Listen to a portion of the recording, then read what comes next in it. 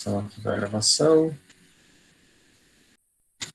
Maravilha, pessoal. Então, eu queria começar falando duas coisas. Primeiro, isso aqui não é uma aula formal. A ideia é que a gente entenda cada um dos slides. Vou mostrar coisas absolutamente básicas para vocês, mas são tão básicas que geralmente quando a gente está no laboratório de eletrofisiologia ou quando a gente vai ter uma aula dada por um eletrofisiologista, eles esquecem de explicar isso para o arritmologista clínico ou para o cardiologista clínico, né?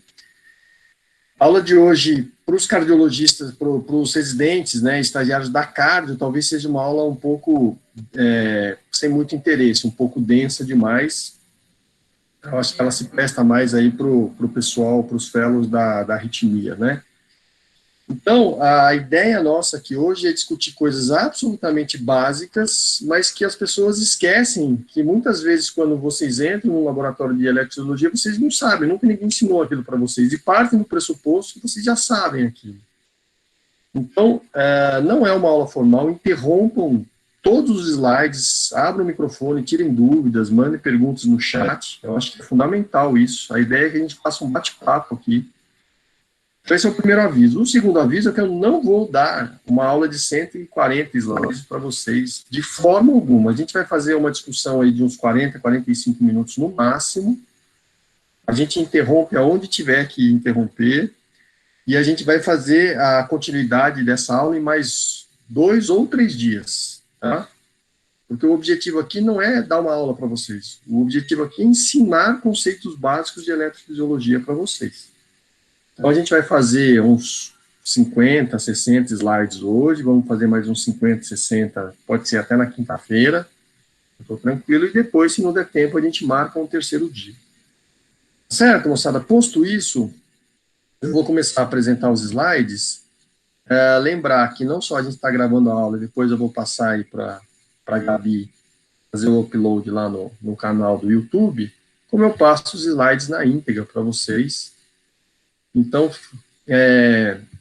se preocupe em entender o que a gente vai bater papo aqui, e não anotar, fazer grandes registros, tá? Lembrando que quando eu estou apresentando, eu não consigo enxergar o chat. Vocês podem mandar perguntas, abram o microfone e perguntem, tá bom, pessoal? Então, o que eu vou discutir aqui é eletrofisiologia básica para o arritmologista clínico, tá? A princípio, a gente vai fazer essa aula em 2 dias, ou talvez até 3, né? Na parte 1, o que eu vou começar a discutir do básico? Vou começar a discutir catéteres de eletrofisiologia, o que eles são, para que servem, quais são os tipos de catéteres. Né? Você está lá na sala, o eletrofisiologista fala, pega um catéter 4 milímetros, um catéter 8 milímetros, pega um decapolar, e vocês não têm ideia do que é isso, tá? Então, eu vou mostrar isso para vocês. Como é que a gente coloca os catéteres. Vou falar um pouquinho das imagens radiológicas, né? Nada mais frustrante, vocês vão assistir um exame, vocês ficam vendo aquelas imagens fluoroscópicas com os catéteres colocados, vocês não têm ideia onde está o quê. Vou falar um pouquinho de radiologia para vocês. Vou falar de eletrogramas intracavitários e ablação de vias acessórias, tá? É isso que eu vou falar para vocês hoje.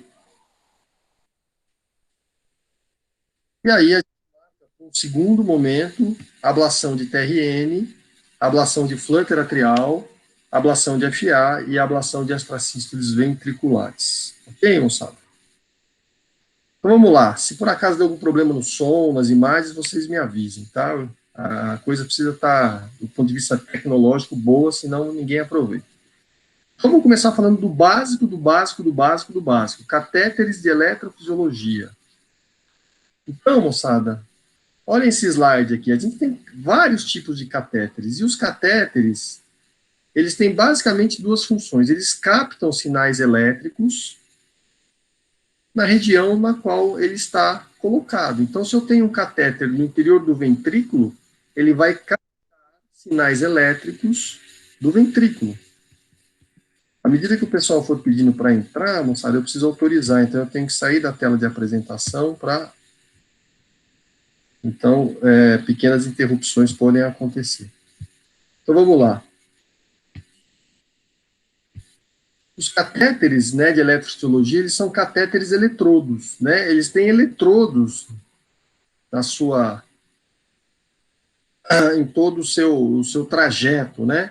Então, eu posso ter esse catéter aqui de 24 polos, né? A gente usa pouco do ponto de vista prático. Esse catéter aqui é um de 16 polos. Esse catéter aqui a gente usa mais. Ele tem 10 polos, é um decapolar. Então, quando alguém fala assim, pega lá um catéter decapolar, eu vou pegar um catéter que tem 10 polos. Se eu contar aqui, ó, ele tem 10 polos. É um decapolar, a gente usa bastante na prática clínica. E os quadripolares, que tem 4 polos. Está aqui, ó, se eu for contar 1, 2, 3, 4. Então, esses catéteres, que são catéteres eletrodos, eles conseguem fazer duas coisas, basicamente. Eles captam o sinal elétrico da região na qual eles estão inseridos. Então, se eu tenho um quadripolar no ventrículo, ele vai captar sinais elétricos do ventrículo. Ou seja, ele vai captar eletrogramas, sinais intracavitários do ventrículo. Se eu tenho um decapolar no interior do seio coronário, ele vai captar sinais elétricos, eletrogramas do seio coronário. E por aí afora. Todos esses catéteres eletrodos, eles podem estimular também a região. Então, eles funcionam, moçada, como se fossem cabos de marca-passo. Né? Então, se eu estou com esse catéter quadripolar do ventrículo e o paciente faz um BAVT durante o exame, eu posso estimular o ventrículo com esses catéteres. Então, não só eles captam sinais elétricos daquela região, que são os eletrogramas intracavitários, como eles podem estimular aquela câmara na qual o catéter está inserido, como se fosse um fio de marca-passo. Os catéteres que a gente mais usa são os decapolares e os quadripolares. Vou frisar, eles têm curvas diferentes, tamanhos diferentes, polos diferentes, tá? Mas o que nós usamos mais são os quadripolares, aqui embaixo, e os decapolares. Importante frisar, pessoal, que um quadripolar tem 2 pares de eletrodos. E os decapolares têm 5 pares de eletrodos. Tá certo? Então, se eu contar aqui, eu tenho 5 pares de eletrodos, um decapolar, e tenho 2 pares de eletrodos no quadripolar. Vocês vão entender a importância disso um pouquinho mais para frente. Só autorizar aqui quem pediu para entrar. O Afonso entrando. Ok? Então, vamos lá. Existem os catéteres de eletrofisiologia de tamanhos, formatos diferentes. Então, um hexapolar, ele tem 3 pares de eletrodos. 1, 2, 3. Um quadripolar, com diferentes arranjos dos seus eletrodos, ele tem 2 pares de eletrodos. Um decapolar, como está marcado aqui, ele tem 5 pares de eletrodos. Tá claro? Então, quando alguém fala assim, pega lá o catéter decapolar, eu vou procurar um catéter que tem 5 pares de eletrodos. Pega um quadripolar, eu vou procurar um catéter que tem 2 pares de eletrodos. Ok? Isso é muito básico, mas eventualmente a gente está na sala, alguém pede para você pegar um catéter e você não sabe nem isso.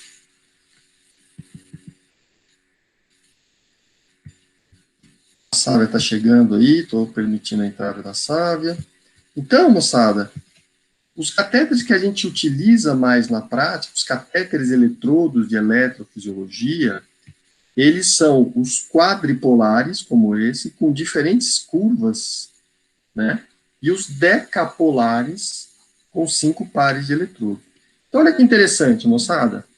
Estou mostrando aqui, isso aqui é um traçado, né, de eletrofisiologia, lá do INCOR, nosso, lá do INCOR.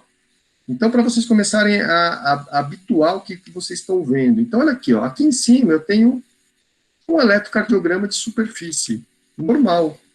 D1 está aqui, AVF, V1 e V6. Só que em vez de estar a 25 milímetros por segundo, está a 100 milímetros por segundo. Por isso que está esparramado aqui, ok?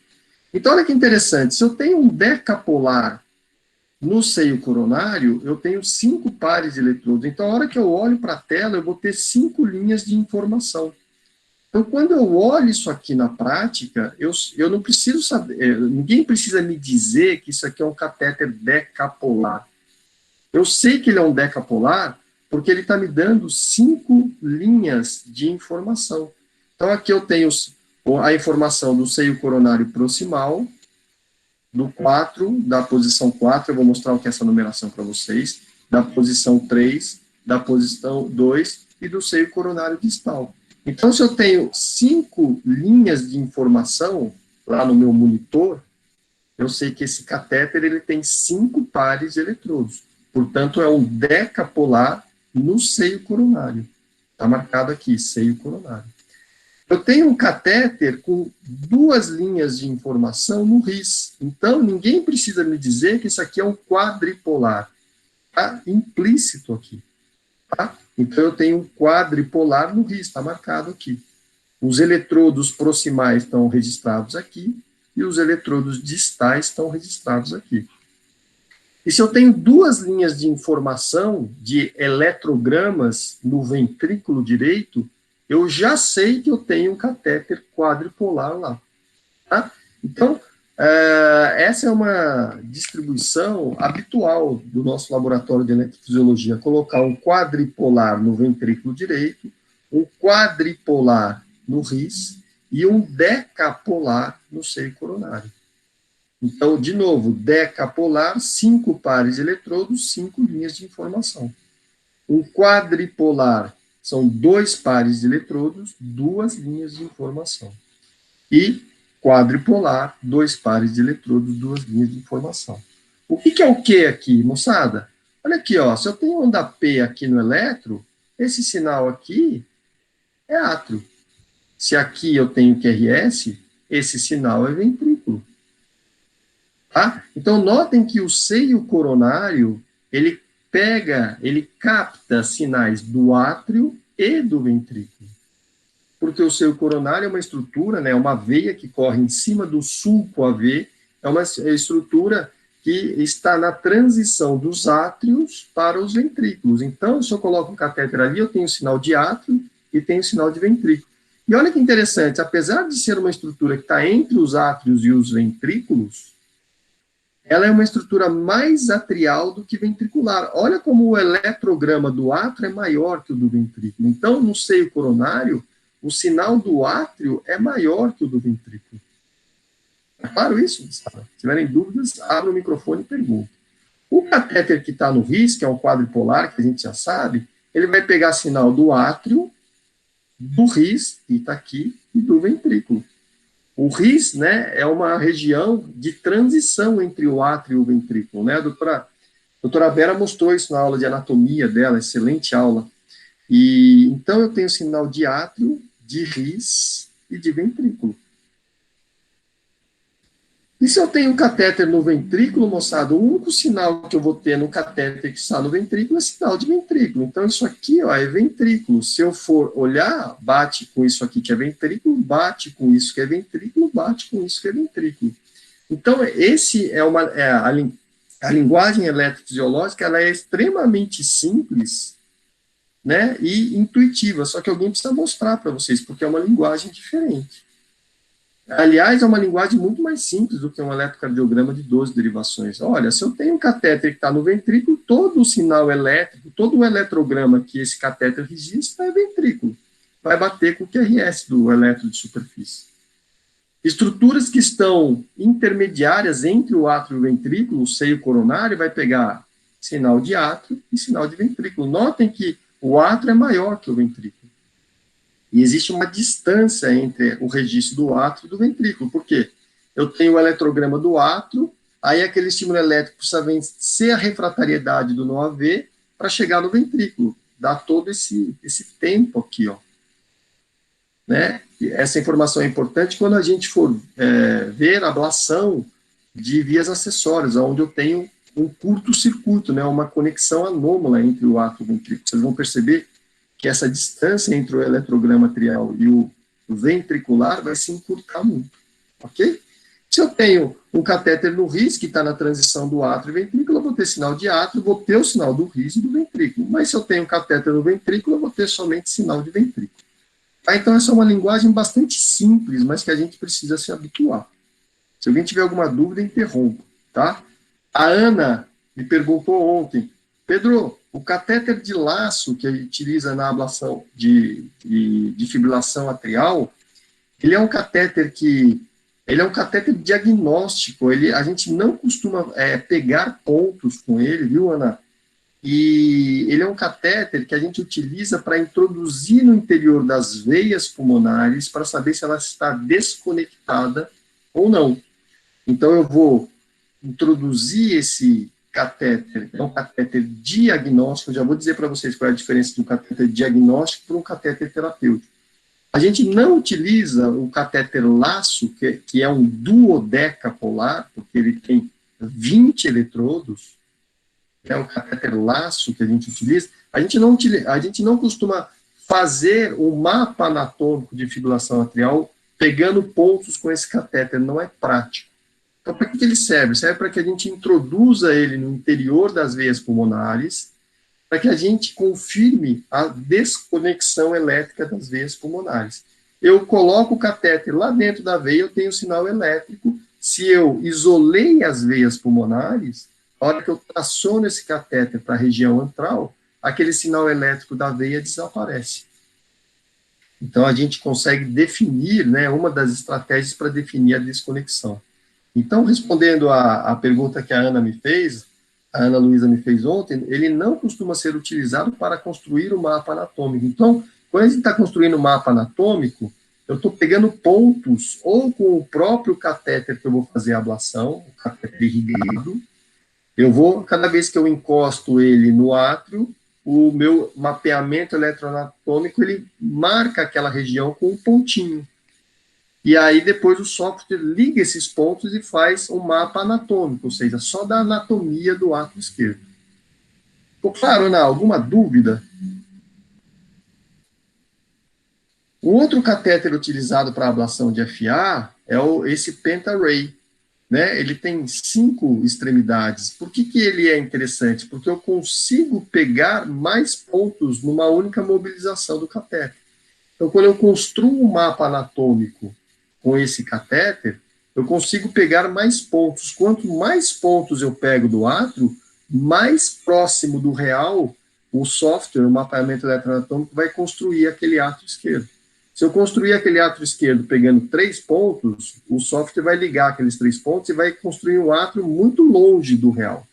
Se eu pegar 300 pontos, eu vou construir um átrio esquerdo com uma anatomia muito mais próxima do real. Tá? Então, eu posso utilizar esse catéter, é um catéter diagnóstico, não é um catéter terapêutico, eu já vou explicar a diferença disso, para fazer a construção de mapas anatômicos para fazer a ablação de FA. Quanto mais ponto eu pego, mais informação eu vou ter para construir um mapa anatômico. Então, ele produz um mapa mais denso, com mais pontos, mais próximo do real. Ok, pessoal, dúvidas? Dúvidas? Perguntem, moçada, falem comigo, senão eu me sinto sozinho. Hein? Então, aqui, manda ver, Pedrão, tá bem claro. Tá tranquilo? Maravilha. Interrompa, moçada. Então, eu tenho, por exemplo, aqui, ó, quando eu olho para esse catéter e vejo que ele tem 10 eletrodos, é um decapolar. Ou seja, ele tem 5 pares de eletrodos. Então, se eu colocar esse decapolar no paciente, eu já sei que no traçado eletrofisiológico eu vou ter 5 linhas de informação. Um quadripolar, como é que eu sei? Eu estou vendo aqui, ó, 4 eletrodos. Ou seja, ele vai me trazer são 2 pares, ou seja, ele vai me trazer lá na tela, no traçado eletrofisiológico, 2 linhas de informação. Esses catéteres, eles podem, aqui um quadripolar, vocês já conseguem ver olhando para o catéter, e ele vai ter várias curvas diferentes. Lembrar que essas curvas no catéter a gente faz utilizando aquela manopla do catéter. Tem catéter que eu rodo a manopla, ele faz essa curva.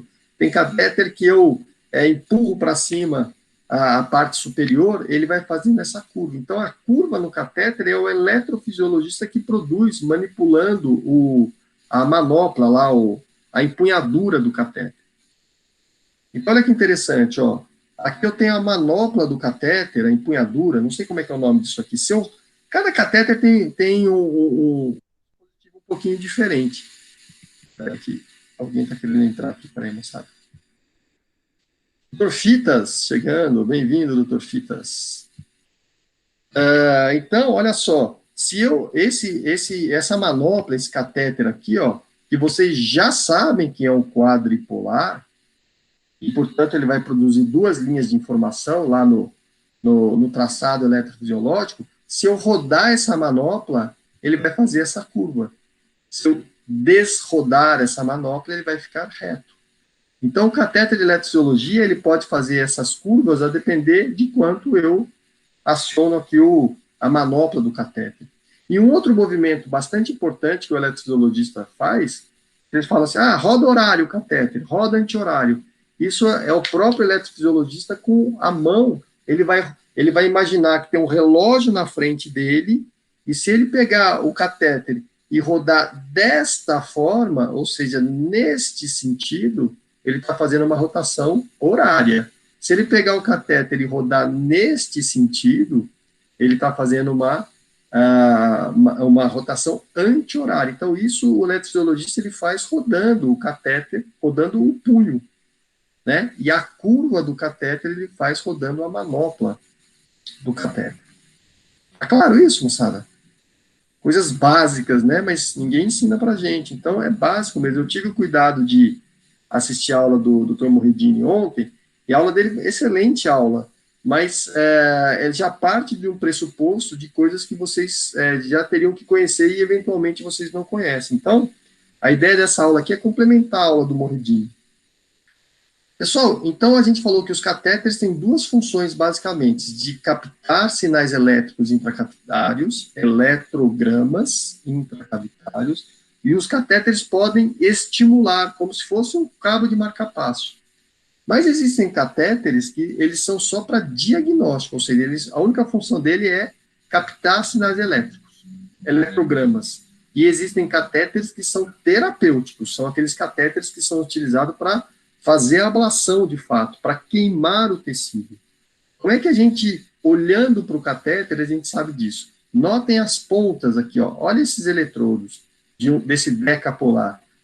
Notem que esses eletrodos, esses polos, aqui são todos do mesmo tamanho. Isso aqui é um catéter diagnóstico. Eu não consigo fazer lesão de radiofrequência com esse catéter, nem que eu queira. Esse catéter, pessoal, notem que esse eletrodo aqui, ó, ele é um eletrodo maior que os demais. Esse é um catéter terapêutico. Esse é um catéter que eu consigo aplicar radiofrequência. Esse é um catéter 4 milímetros. Vou mostrar isso para vocês.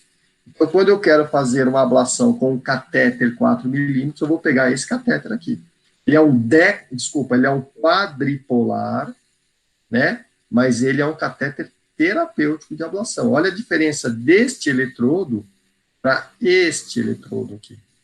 Esse é um catéter meramente diagnóstico, é um decapolar que a gente comumente coloca lá no seio coronário, e esse aqui é um quadripolar. Eu posso colocar no ventrículo, posso colocar no átrio, posso colocar no ris, mas eu posso utilizar ele para queimar estruturas, para fazer a ablação. Tá? Então, a diferença entre um catéter diagnóstico e um catéter terapêutico. Então, olha só, aqui são catéteres diagnósticos, olhem a extremidade do catéter. Esse catéter, à medida que eu coloco ele nas diferentes cavidades do coração, eles vão capturar informações elétricas, eletrogramas, eles vão me ajudar a fazer diagnósticos. Não são catéteres terapêuticos. Eles captam sinais elétricos de uma determinada região, a região onde ele está inserido, né? E eu também posso utilizar esses catéteres para estimular uma região. Então, eventualmente, o paciente bloqueia durante o exame, eu estou com um quadripolar diagnóstico no ventrículo, eu posso estimular o ventrículo utilizando esse catéter como se fosse um cabo de marca-passo. Aqui já são catéteres terapêuticos, moçada. Olha a ponta desses catéteres, tá? O que a gente usa na prática são esses dois aqui, o 4 milímetros e o 8 milímetros. Notem que a ponta de um catéter de 8 milímetros é muito maior do que a de um 4 milímetros. Então, ele vai produzir lesões maiores, ou 8 milímetros, do que um 4 milímetros, tá? Catéter de 2 milímetros nunca vi na prática, essa é uma imagem de internet, tá? E esse aqui, todo chanfrado, também nunca vi. O que a gente utiliza no INCOR, 4 milímetros, 8 milímetros. Então, esses catéteres são terapêuticos, eles servem para aplicar radiofrequência, para queimar o tecido, né? E eles podem também ser utilizados para fazer mapeamento de extrasístoles, para a construção de mapas. Então, se a gente for fazer uma ablação de fibrilação atrial sem mapeamento eletroanatômico, às vezes o paciente SUS não tem um mapeamento eletroanatômico, eventualmente o eletrofisiologista vai fazer um catéter de 8 milímetros, né? Os resultados não são tão bons como o uso de um catéter irrigado, mas eventualmente a gente vai fazer. Então, o eletrofisiologista vai pegar esse catéter e vai passear com esse catéter no antro das veias pulmonares para fazer as lesões de radiofrequência e queimar aquelas estruturas, ok?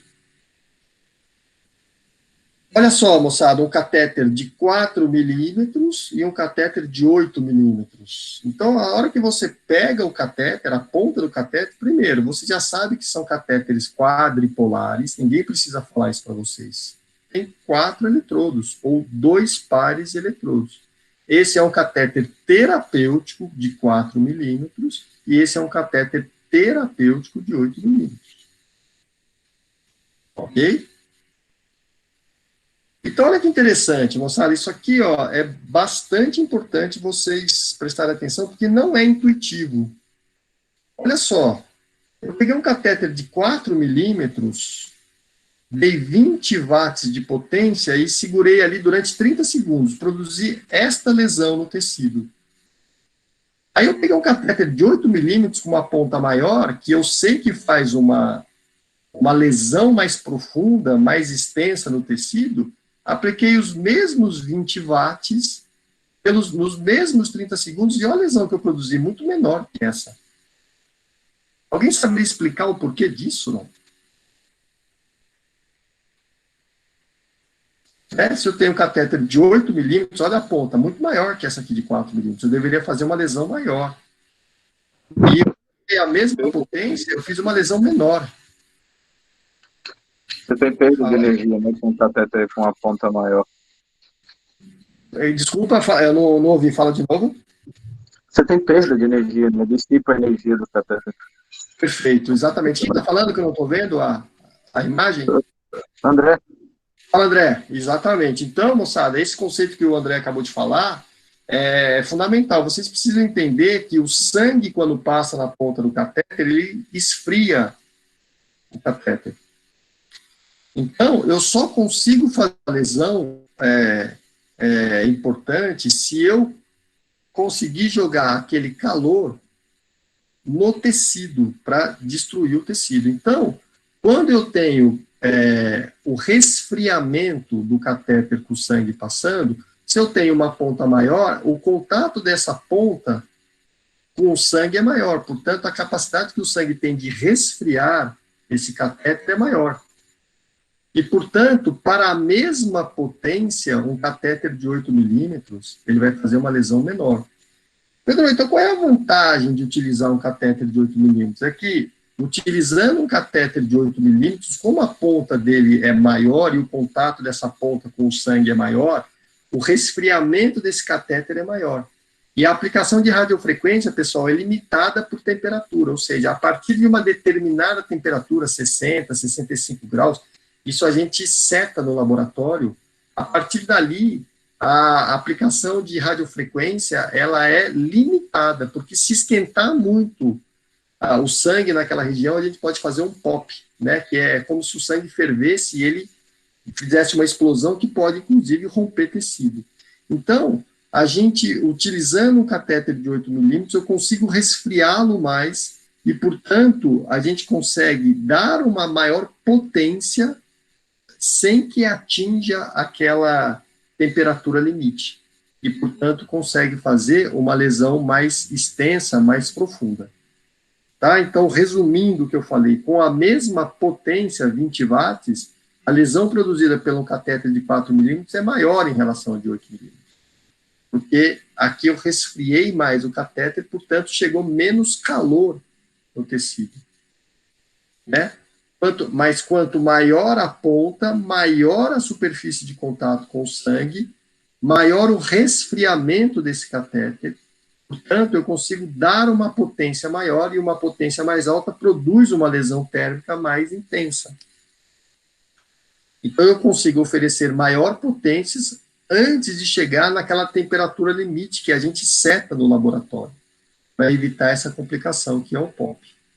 Claro, pessoal, na evolução dos catéteres, bom, se eu preciso resfriar o meu catéter para poder dar uma potência maior, para produzir uma lesão mais eficiente, veio a ideia de fazer, bom, e se a gente não utilizar o sangue como a substância que resfria o catéter, a gente pode fazer um catéter irrigado, na qual a gente instila soro fisiológico gelado dentro do catéter, ou seja, quem vai resfriar o catéter agora não é mais o sangue, é o soro gelado que a gente coloca no interior do catéter.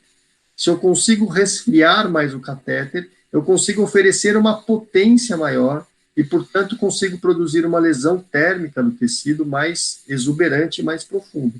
Então, os catéteres irrigados, que vocês vão ver lá no laboratório, que são utilizados para fazer ablação de FA, eles são de 3,5 milímetros, são a ponta até menor do que o de 4 milímetros, mas fazem uma lesão muito mais profunda e muito mais extensa.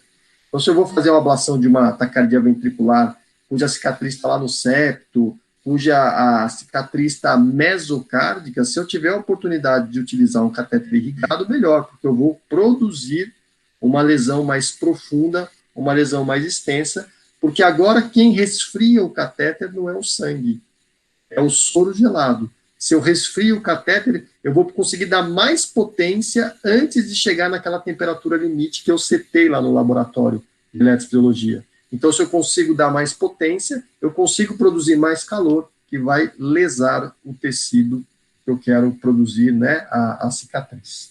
Ficou claro isso, pessoal? Dúvidas? Então, o que causa a lesão do tecido é a radiação, e não a temperatura em si atingida pelo catéter, é isso? Exato, o que causa, veja, a lesão do tecido vai depender da quantidade de potência que eu ofereço e do contato do catéter com o tecido.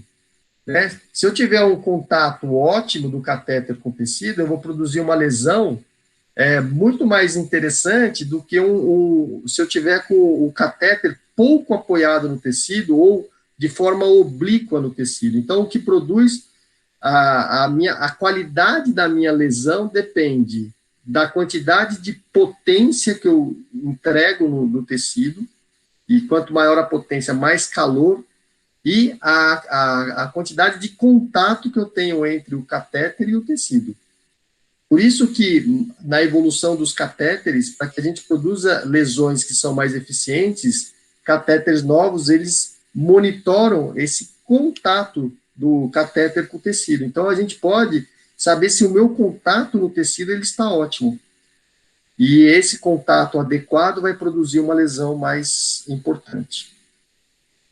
Então, olha só, o resfriamento é feito com soro fisiológico gelado, o que aumenta, além de eu conseguir produzir uma lesão mais importante, porque eu consigo atingir uma potência maior, consigo produzir uma lesão térmica mais eficiente, a gente percebeu também na evolução desses catéteres que quando eu utilizo o catéter irrigado, eu tenho menos eventos embólicos, então ele também aumenta a segurança. Né? Para eu produzir uma lesão mais ou menos parecida aqui com catéter de 8 milímetros, a gente sem irrigação, a gente lembra, se a gente pegar esses catéteres e queimar uma estrutura muscular, muitas vezes vão ficar pequenos coágulozinhos de sangue na ponta do catéter. Isso com o catéter irrigado não acontece. Então, se eu for fazer uma ablação de FA com um catéter de 8 milímetros, a chance de eu ter um evento embólico é muito maior do que com catéter irrigado. Então, os catéteres irrigados, eles produziram lesões mais eficientes. Então, a chance daquela veia reconectar é menor, porque eu estou produzindo uma lesão mais profunda, uma lesão mais duradoura, e aumentei também a segurança de eventos embólicos, porque a formação de pequenos coágulos, né, decorrentes da coagulação ali, da lesão por coagulação, da lesão térmica, eles ocorrem de forma mais rara nos catéteres irrigados. Então, olha só, moçada, aqui um catéter irrigado, ó, se eu pegar um catéter de 4 milímetros e aplicar potências diferentes, ó, 20, 30, 40 e 50 watts, eu vou produzir lesões desta monta. Então, aqui o catéter de 4 milímetros com 20 watts, 30 watts, 40 watts, 50 watts. Se eu pegar um catéter agora irrigado de 3,5 milímetros, ou seja, até com uma ponta menor, quando eu aplico 10 watts, eu tenho essa lesão, 15 watts, 20 watts, e com 25 watts eu tenho lesões muito mais eficientes, né, muito maiores, mais profundas do que com catéter de 4 milímetros. Então, isso foi um ganho tecnológico para as ablações. E aí, como eu acabei de falar, quer dizer, o que vai definir se a minha lesão ela é uma lesão adequada, com tamanho e profundidades adequados, vai depender da potência que eu consigo oferecer, e, portanto, se eu conseguir oferecer uma potência maior, eu vou conseguir produzir uma lesão térmica maior, mas depende muito do contato do catéter com o tecido. Antigamente, se fazia ablação de fibrilação atrial, o catéter encostava no tecido, marcava lá uma bolinha no mapeamento eletroanatômico. Falava assim, olha, eu queimei aqui, mas será que eu queimei com eficiência? Então, a mesma bolinha que marcava uma lesão onde o catéter estava em contato ótimo no tecido, era a bolinha que marcava a lesão seguinte, onde o catéter estava oblíquo ali, pegando de forma mais oblíqua no tecido, sem um contato muito bom.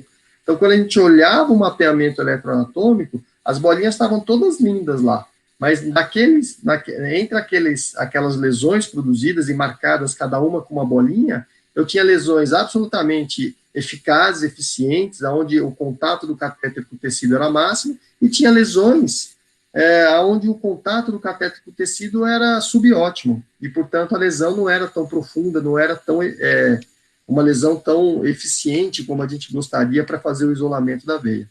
Então, os catéteres com monitoramento dessa força de contato, né? Então, na hora que o catéter encosta no tecido, eu consigo ver quantos gramas de contato eu tenho do catéter com o tecido, sabendo se o meu contato é ótimo ou não, e, portanto, se vai produzir uma lesão adequada ou não. Tá? Então, foi mais uma evolução aí, os catéteres com monitoramento os Smart Touch, né, com força de contato. E, por último, pessoal, os catéteres de crioablação.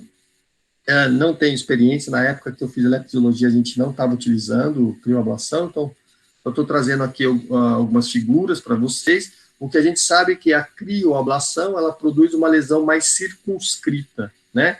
Então, quando você vai fazer a ablação de um Wolff parisiano, você tem uma estrutura que você tem um maior risco, né, de lesar estruturas subjacentes, a crioablação traz essa segurança.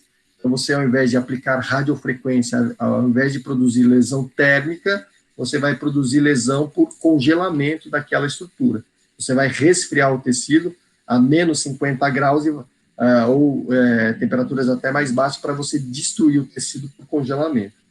Então, o que nós sabemos é que ela faz uma lesão mais delimitada, mais circunscrita, e pode aumentar aí a nossa segurança, a depender de qual estrutura nós estamos querendo destruir.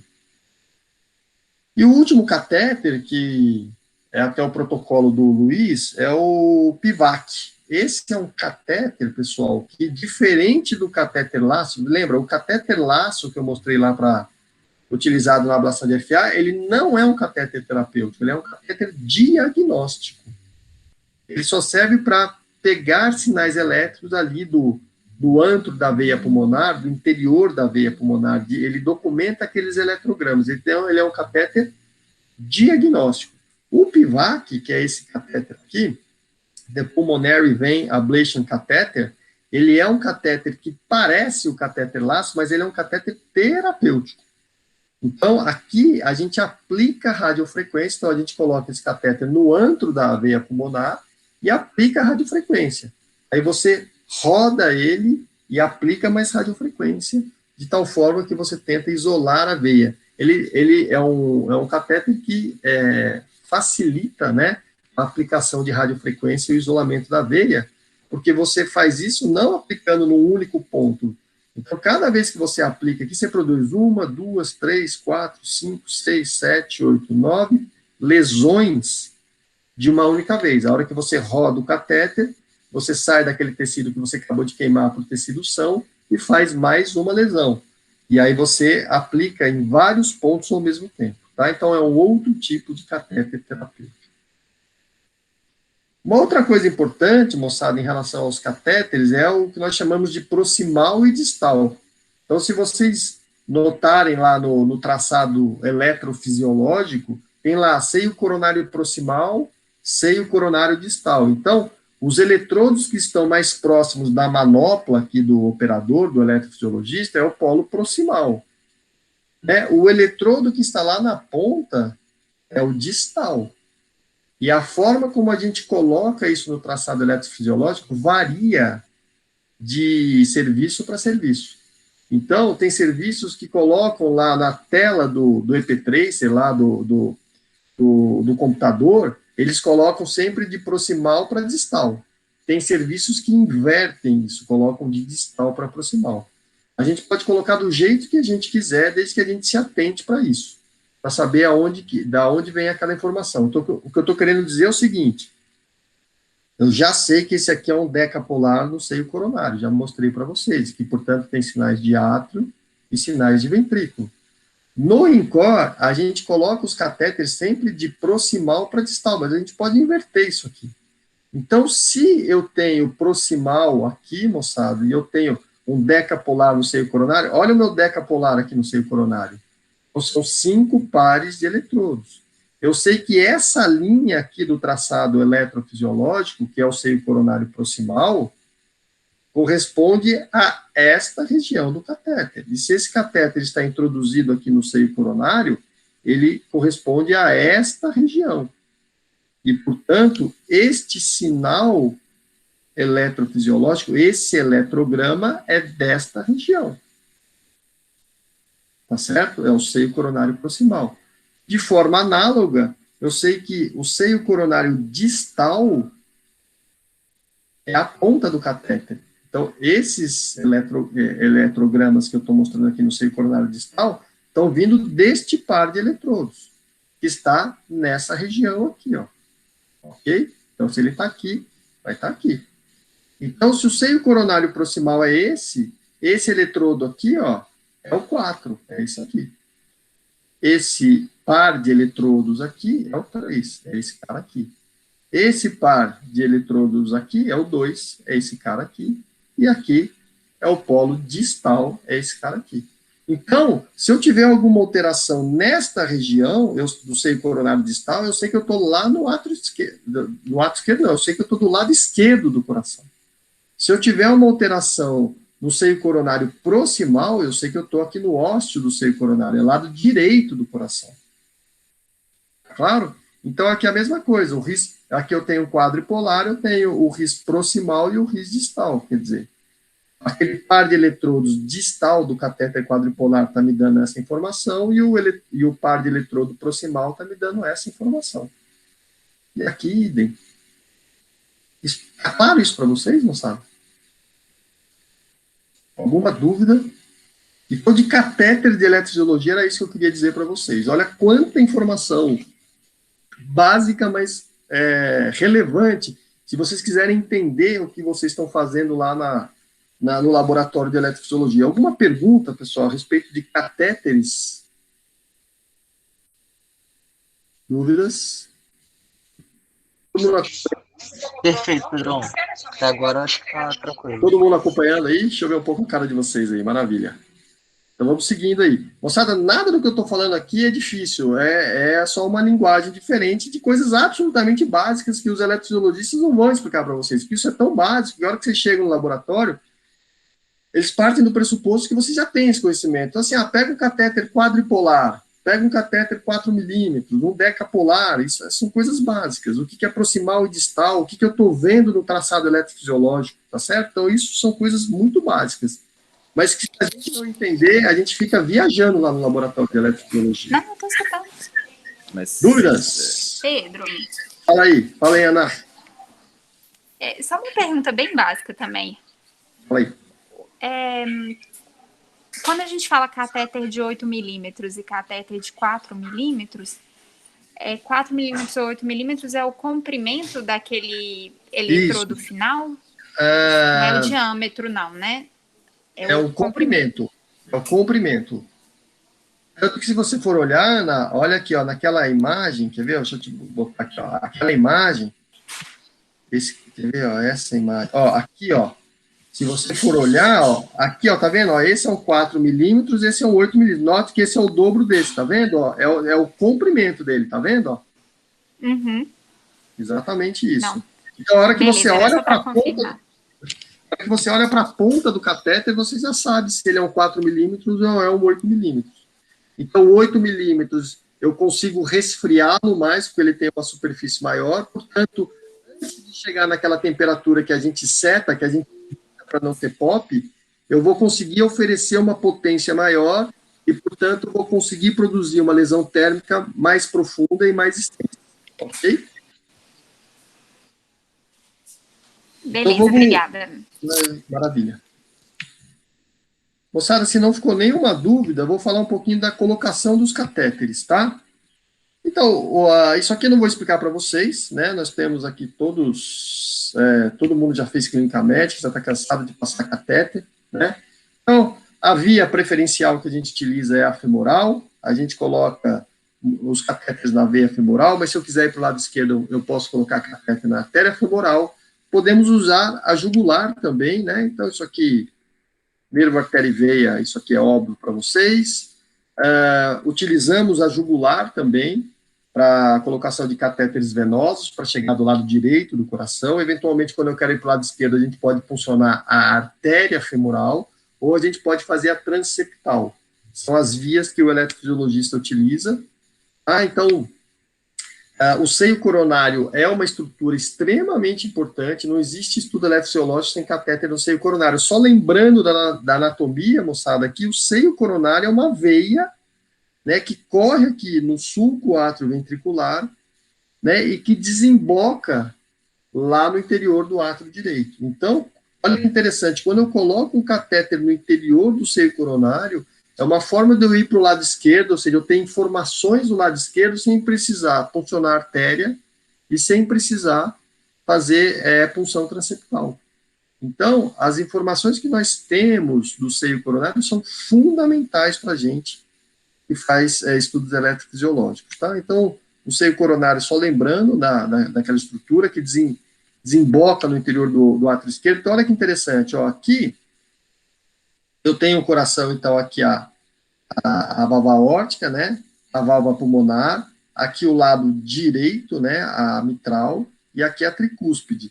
Então, quando eu introduzo um catéter no interior do seio coronário, eu consigo informações de todo o lado esquerdo, que eu estou abraçando o anel mitral sem precisar puncionar a artéria e sem precisar fazer transeptal. Então, catéteres no interior do seio coronário, eles nos dão muitas informações. Então, uma das posições clássicas que colocamos catéteres nos estudos eletrofisiológicos é no interior do seio coronário. Olha aqui, ó. A mesma coisa, aqui o lado direito a tricúspide, aqui o lado esquerdo a mitral, aqui um catéter no interior do seio coronário, me dando informações do lado esquerdo sem precisar fazer punção transeptal. Então, se eu tiver uma informação interessante no seio coronário proximal, ele vai estar aqui, ó, nessa região.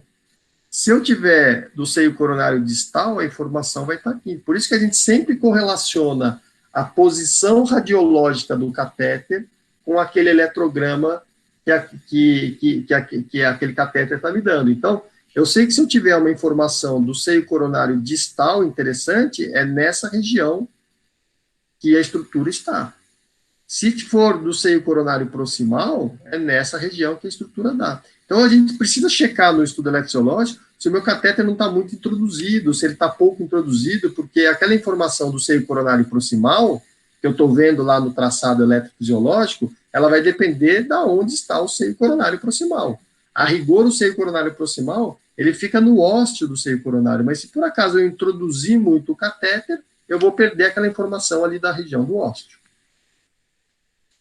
Moçada, imagem radiológica é extremamente frustrante. A gente vai lá para o laboratório de eletrofisiologia, fica vendo aqueles catéteres na radioscopia ali e não entende nada. Por quê? Porque a gente não sabe o que cada posição daquela está mostrando para a gente. Então, igual quando a gente aprendeu cateterismo, as primeiras vezes que a gente foi lá na hemodinâmica ver cateterismo, a gente não entendia muito bem a posição dos catéteres, né? Quais eram as projeções, que era uma oblíqua direita caudal, cranial. Agora não, a gente já sabe que se eu tiver uma oblíqua direita caudal, eu sei que eu vou ver o tronco da coronária esquerda, vou ver a CX para baixo, a DA para cima. A gente já tem isso na nossa cabeça. É a mesma coisa aqui. Então, se vocês quiserem entender do ponto de vista radiológico onde estão os catéteres, a gente precisa entender as incidências e onde está cada catéter. Então, é fundamental. Eletrofisiologista trabalha com duas projeções, pessoal. Oblíqua direita, eu vou ver o coração de perfil, igualzinho às oblíquas direitas da hemodinâmica, a gente vai ver o coração de perfil. E as oblíquas esquerdas, eu vou ver o coração de frente. Então, vocês vão perceber que a gente está sempre jogando o X para a oblíqua direita ou para a oblíqua esquerda. Oblíqua direita, igualzinho na hemodinâmica, coração de perfil, oblíqua esquerda, coração de frente. Então, olha só que interessante. Numa oblíqua esquerda, que eu estou vendo o coração de frente, o seio coronário vai estar mais ou menos nessa região aqui de amarelo. Esse catéter está no átrio direito, e eventualmente eu vou colocar um catéter no ventrículo direito. Na oblíqua direita, que eu estou vendo o coração de perfil, eu tenho esse catéter aqui, ó, que está na posição do RIS, esse aqui azul no ventrículo direito, e esse aqui, ó, por exemplo, aqui na região da via de saída. Então eu preciso acostumar a posição dos catéteres com a imagem radiológica, para eu entender o que está acontecendo. Igualzinho, esse treino é exatamente o mesmo que a gente fez para aprender a olhar o cateterismo, e hoje a gente olha aquela imagem óbvia para a gente. Se a gente quiser entender o que acontece no laboratório de eletrofisiologia, a gente tem que fazer exatamente a mesma coisa. Então é isso que a gente vê lá no laboratório de eletrofisiologia e fala, Jesus amado, né? Então vamos lá, vamos com calma. As oblíquas direitas, a gente sabe que vê o coração de perfil. Então, olha só, o ventrículo direito está aqui. Eu estou vendo o coração de perfil. Aqui está o anel mitral e tricuspídeo. Aqui está o átrio. Então, essas disposições de catéteres, elas são padrões. É sempre a mesma coisa. Então, se vocês tirarem uma foto lá do laboratório de eletrofisiologia, uma oblíqua direita e uma oblíqua esquerda, os catéteres estão sempre mais ou menos nos mesmos lugares. Então, é bem simples, desde que eu entenda o que cada coisa significa. Então, olha só, esse catéter aqui está no ventrículo direito. Quando eu estou no perfil, o seio coronário, eu vou estar vendo ele de perfil, né? Ele está aqui no anel mitral, ele está aqui, ó, seio coronário.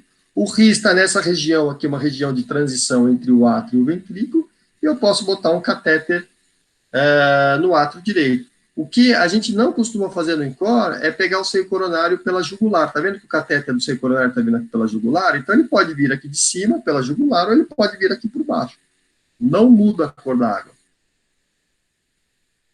Então, se eu quiser entender a escopia do laboratório de eletrofisiologia, é só tirar essa foto aqui. Eu vou mostrar outra para vocês. Colocar lá no armário do banheiro de vocês. Toda vez que vocês forem escovar o dente, vocês ficam olhando isso aqui, vocês vão guardar. Assim como fizeram com o cateterismo. Aqui eu estou vendo uma oblíqua esquerda, eu estou vendo o coração de frente, moçada. Né? Olha a mitral aqui, ó, e a tricúspide, parece um óculos. O Dr. Morredini mostrou na aula dele uma imagem com um paciente que tinha próteses mecânicas, né? que você tinha bem marcado o que era mitral e tricúspide. Aquela imagem ajuda bem a vocês perceberem o que é cada coisa. Portanto, o seio coronário está aqui, moçada, ó. O ventrículo direito está vindo para, vocês que estão assistindo a aula na tela, ele está vindo em direção a vocês, para frente. Aqui, ó. O ris está aqui, tá? E esse catéter do átrio direito. É sempre essa a disposição dos catéteres. Então, é muito simples a gente perceber. Olha só, pessoal, agora uma imagem radiológica. Aqui um desenho, então, olha só. Ventrículo direito, seio coronário, ris, átrio direito. Como é que a gente vê lá na tela, na endoscopia? A gente vê isso aqui, ó, e fala, Jesus amado, mas é simples. Se eu entender o que eu estou vendo, quer dizer, aqui, ó, o coração está oblíquo, eu estou pegando uma oblíqua direita, eu estou vendo o coração de perfil. Então, esse catéter que está vindo aqui para a ponta é o VT, ventrículo direito. O seio coronário aqui, eu estou vendo ele de perfil. Né? Esse catéter só pode estar no ris e esse aqui está lá no átrio direito. É sempre assim. Então, a gente vai fazer a ablação de uma TRN, a gente coloca o catéter no ris e abaixa aqui para vir para a zona 3 do triângulo de Koch. Aqui eu estou vendo o coração de frente, moçada. Olha aqui o seio coronário abraçando a mitral aqui, ó. É uma oblíqua esquerda. Portanto, esse catéter que está saindo da tela e vindo em direção a vocês que estão assistindo a aula é o ventrículo direito.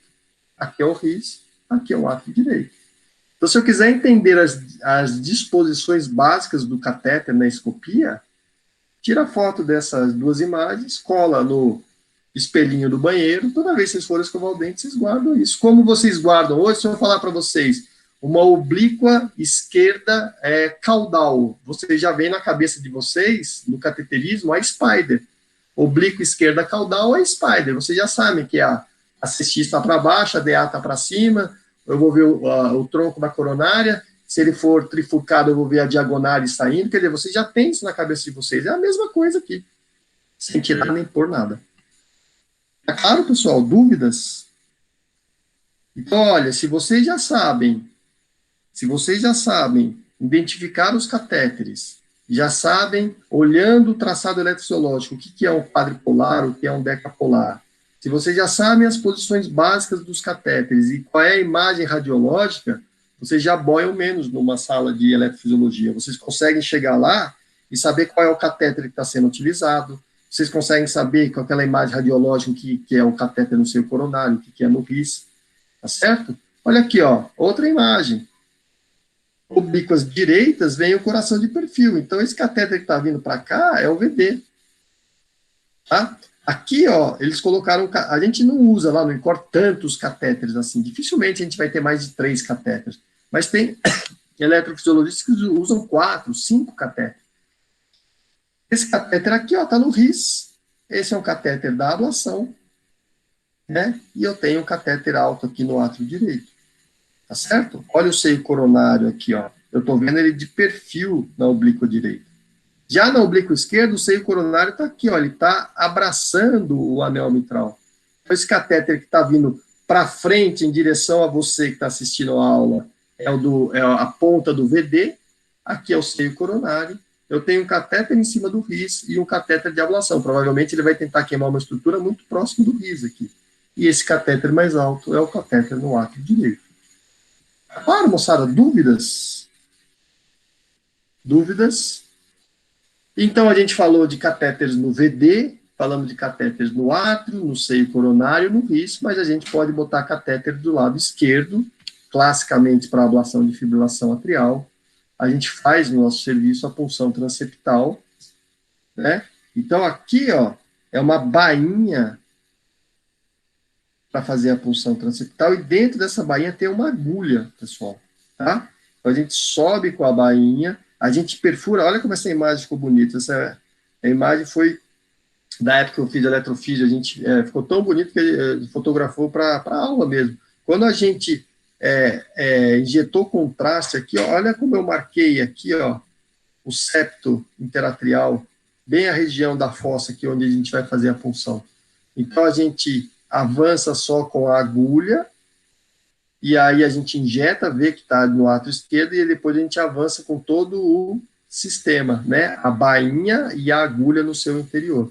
A gente entra no interior do átrio esquerdo, e aí a gente vai tirar a agulha lá, deixar só a bainha e colocar o catéter por dentro desta bainha. Olha só, esse catéter aqui, moçada, vocês já sabem que é um decapolar no seio coronário, ó, não tem novidade. Decapolar no seio coronário. Aqui eu tenho uma bainha de transeptal, estou acessando o átrio esquerdo por transeptal. Tá claro?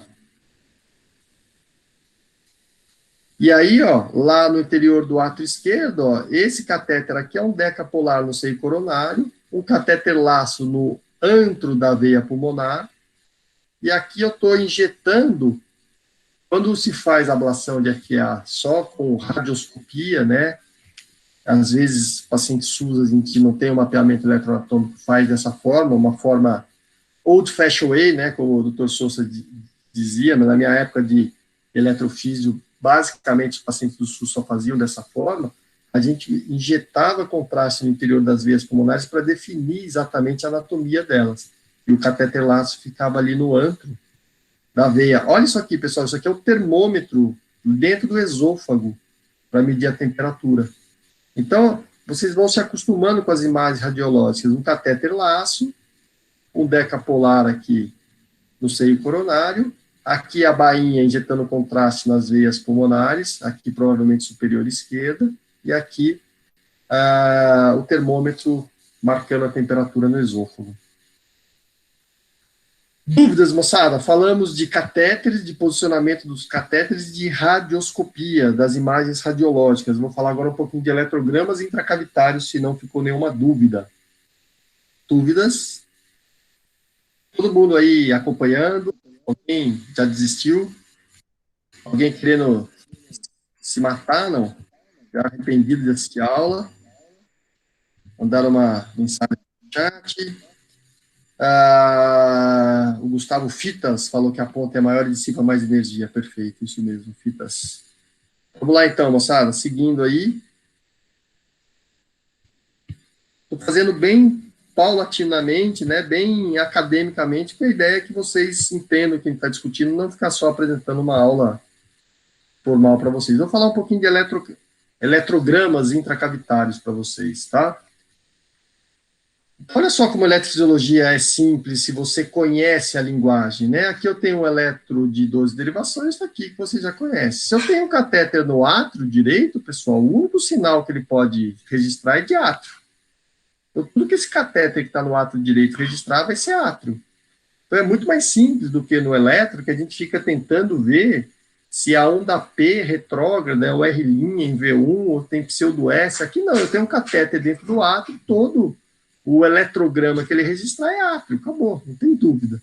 Se eu tenho um catéter no ventrículo, tudo que ele registrar é ventrículo. Então, o eletrograma do ventrículo bate com o QRS, o eletrograma do átrio bate com o P.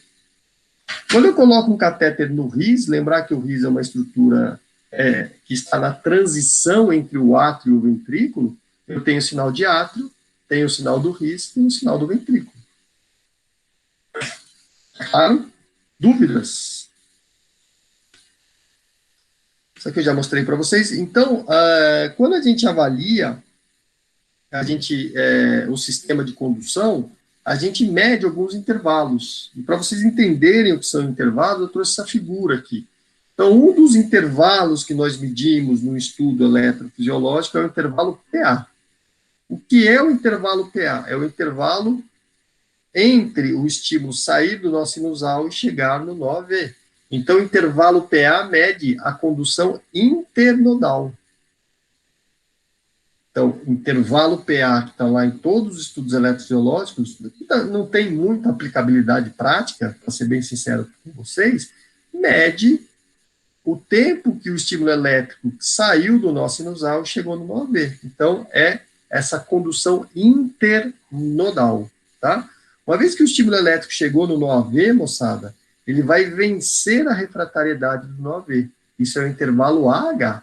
Então, o eletrofisiologista, toda vez que ele falar intervalo AH, ele está falando de 9 refratariedade do nó AV. Então, se eu tiver um extra estímulo que ele aumenta o AH, na verdade, ele é um extra estímulo que atrasou mais na refratariedade do nó AV. Ok? Então, o intervalo H já tem uma aplicabilidade prática maior para a gente. Então, a H para o eletrofisiologista é NOAV para o ritmologista clínico. E o intervalo HV mede o sistema His-Purkinje, a condução infranodal. Né? Então, pacientes com síncope, intervalo HV maior que 70 milissegundos, é uma indicação de marcapasso. Então, ele está mostrando se eu tenho algum distúrbio de condução infranodal. Então, ele tem uma aplicabilidade interessante para a gente. Como é que a gente mede essas coisas, né? No traçado eletrofisiológico. Então, olha aqui, moçada. Primeiro, ó, eu quero que vocês olhem isso aqui e já falem, putz, Pedro, olha, já está melhor isso aqui, olha só. É uma oblíqua direita, olha como o ventrículo direito vem aqui para a ponta, ó, o catéter está no ventrículo direito. Aqui eu tenho o seio coronário, visto de forma oblíqua. É um decapolar do seio coronário, é um quadripolar no VD, eu tenho aqui um quadripolar no RIS e tenho um quadripolar no átrio direito. Tá certo? Essa figura aqui, moçada, eu tirei de um livro, não é daqui, porque aqui no traçado eu tenho 3 catéteres só, 1, 2, 3, que é o que a gente costuma fazer no INCOR. Geralmente esse catéter do átrio direito, a gente joga ele para o RIS, tá? É o que a gente faz. Então, olha, se eu tenho um decapolar no seio coronário, eu tenho 5 linhas de informação aqui. Se esse aqui é o seio coronário proximal, eu sei que este eletrograma aqui é dessa região aqui, ó. E sei que esse eletrograma do seio coronário distal é desta região aqui, ó. Tá?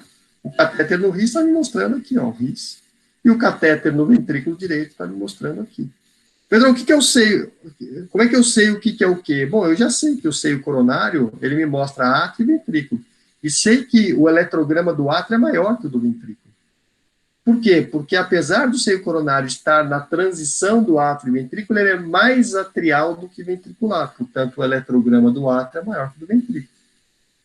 O eletrograma do átrio, pasmem os senhores, bate com a onda P. O eletrograma do ventrículo, pasmem os senhores, bate com o QRS. É difícil isso, moçada?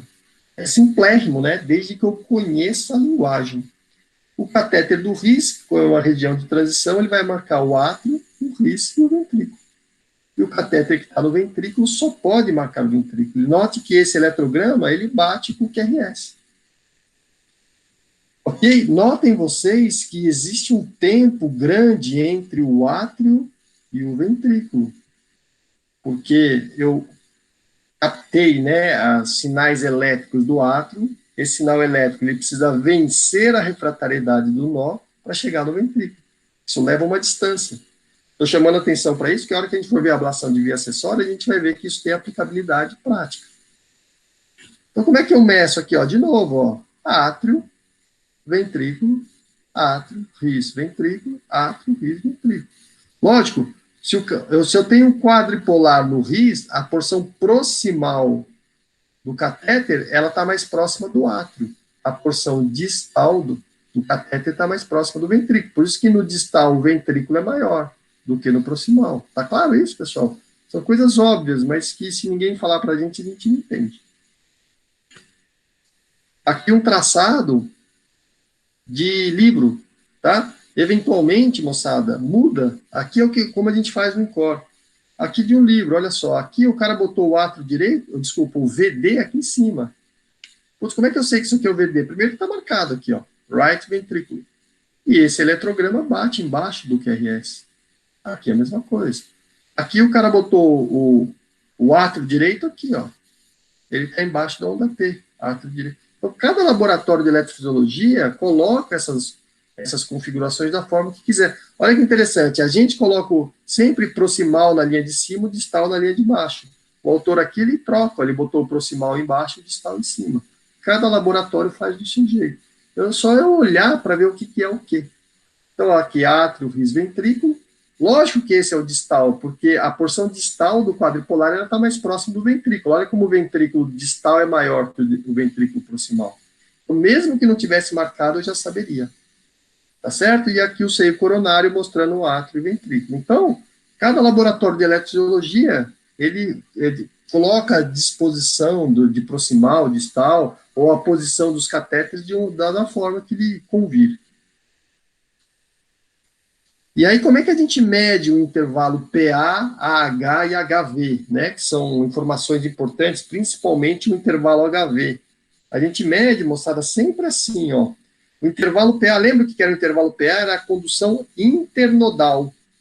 Eu meço ele do átrio mais precoce, que geralmente é do elétron de superfície. Então, aqui a onda P está aqui, ó.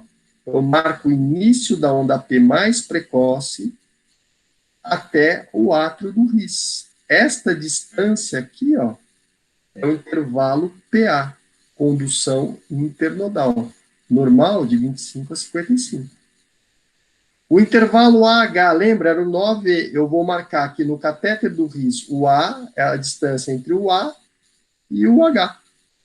Essa distância aqui é o intervalo AH. É a condução do estímulo elétrico pelo 9, está aqui, ó, intervalo H, normal de 55 a 125. E o intervalo HV, bastante importante para síncopes, eu vou marcar do RIS, no catéter do RIS, até o ventrículo mais precoce, que é o ventrículo lá do eletro da periferia. Então, o intervalo que começa no início do RIS, no catéter do RIS, até o ventrículo na periferia, que é o ventrículo mais periférico, é o intervalo HV, normal de 35 a 55. Tem uma zona de penumbra aí até 70, que a gente não faz muita coisa, e acima de 70, com síncope, implantes de marca-passo. Então, aqui, como é que a gente faz a mensuração dos intervalos no laboratório de eletrofisiologia? Dúvidas, moçada? Tá? Então, aqui os intervalos PA, AH e HV. A gente pode medir a duração do QRS, também a gente coloca no estudo eletrofisiológico, igualzinho a gente mede no eletro de superfície, e o intervalo QT também, igualzinho a gente mede no eletro de superfície. Moçada, falamos aí quase uma hora já. Quero saber se eu avanço a ablação de vias acessórias ou se vocês... A minha ideia é dar essa aula em 2 a 3 etapas para vocês, para não ficar um negócio muito cansativo e vocês aprenderem. Queria saber se a gente avança um pouco mais ou a gente já marca a próxima para quinta-feira agora. O que vocês me dizem? Vocês querem almoçar, não querem? Acho que é melhor dar uma segurada, né, professor? Deixar para muita informação já. Muita informação, né? Perfeito. Então, eu acho que eu concordo também. Eu vou mandar essa na íntegra para vocês agora. Eu vou parar a gravação aqui para ela não ficar, a gente não ficar gravando coisas que não precisam.